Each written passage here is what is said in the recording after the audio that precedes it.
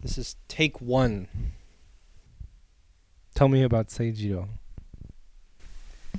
Oh, like I really know very much. His father died, and he was disinherited by his stepmother because she wanted everything to go to her biological son.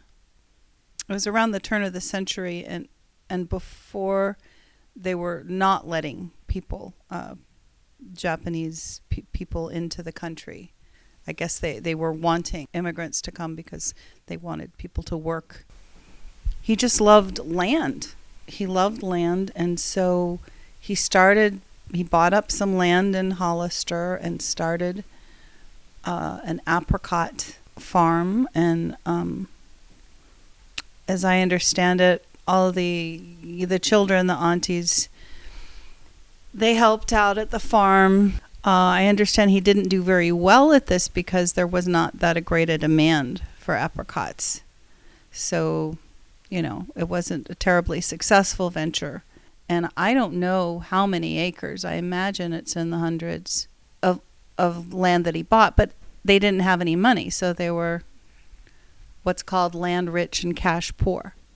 If you look at the pictures, they have enough to eat, and they're well cared for, and they have nice clothes, but the aunties all sewed their clothes, so they didn't go shopping for them.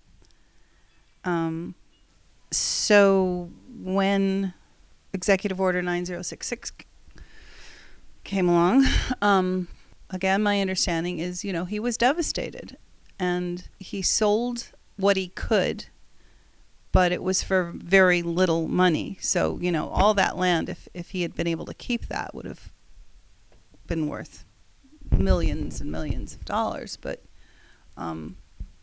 he had to sell it. And it always kind of bothers me that family that grew up in Hollister and they knew their neighbors and they had some good friends who were white people, none of them offered to take the land and hold it for them or anything, because I know that happened in other places, but not with him. So they sold things, and they burned they burned a lot of photographs and artifacts that they brought from Japan, because they didn't want those things to be used against them somehow. And then because they got word ahead of time before people were actually incarcerated, they were able to caravan out of Hollister, out of California, except for two of the aunties, one of whom was sick and one of whom stayed to take care of her. And those are the two aunties that were incarcerated, as well as the two sons of Lily Yamada. So, actually Lily McCabe, but that's another story. And then the rest of the story is that the preacher there was trying to help them, and he was going to take them to Alabama, I believe, to help them settle.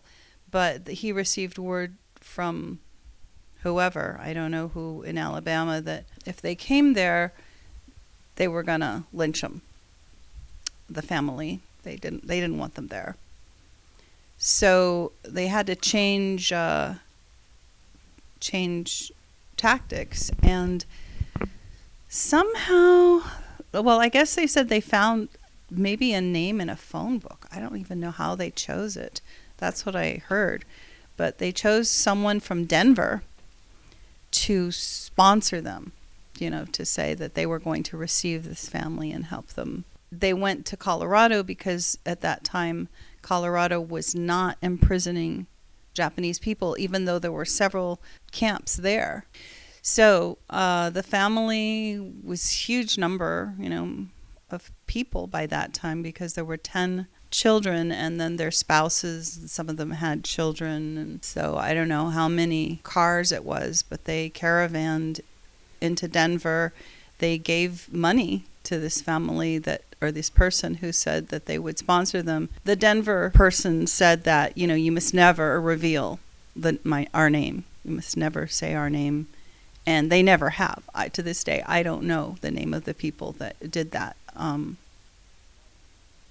And they were able to settle in Denver with the help of your biological great-grandfather.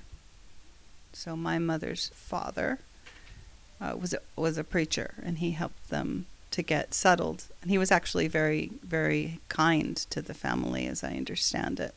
That's how Granddaddy met my mother, who, of course, you never knew because she died long before you were born. 9 years.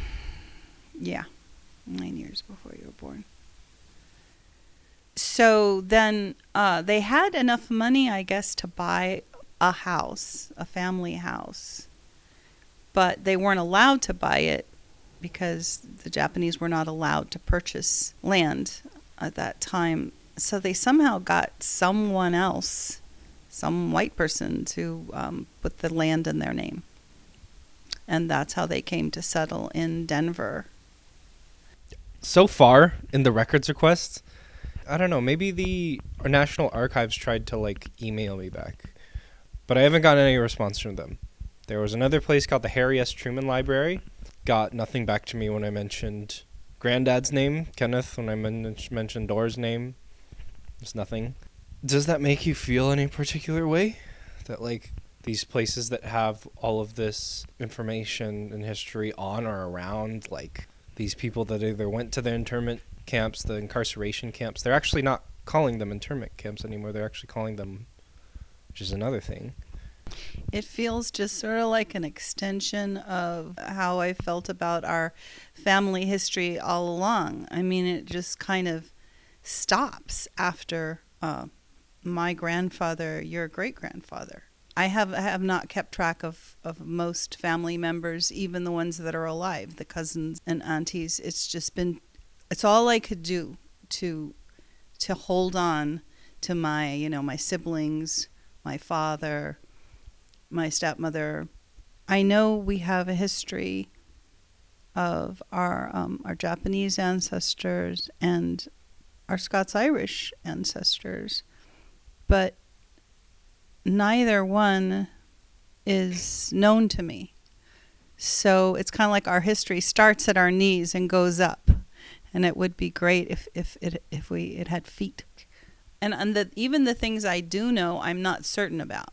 They might be facts and they might be mythology.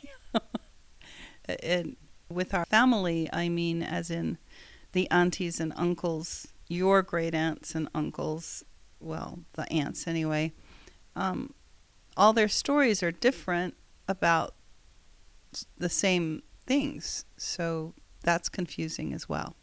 I think it is important to remember, though, that assimilation and leaving behind the culture in many ways was a survival tool. I mean, that's how they survived, and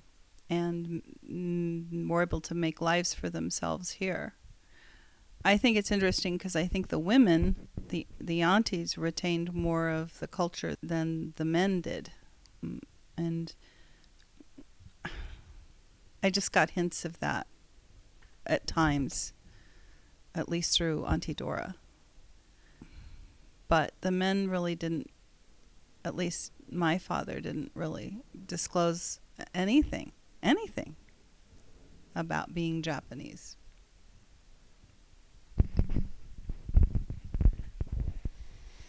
Yeah. I mean, you have gotten that information from various sources, but to have this interview, to learn about sort of Seijiro's family tree, we didn't even get this information from a Sugioka. We got it from Masako Umeki Otani, who is a great-granddaughter of Haruyo Takeda, who was Seijiro's first wife, who got it from an, quote, old register. I just wonder, like, if we hadn't stumbled upon this information, like, how long it would take us to find. So, I want the next generation, not just future, but just the next, or even ours, to be able to look. Just have that, not to be so shrouded. This Japanese American activist named Tracy Kato Kiriyama, and she has this book of poems called Navigating Without Instruments. And I feel like that notion speaks respectfully to these instruments that we can't find, but we just manage without them. We just do. I think there's a resilience, a quiet resilience there. I think we'll break there.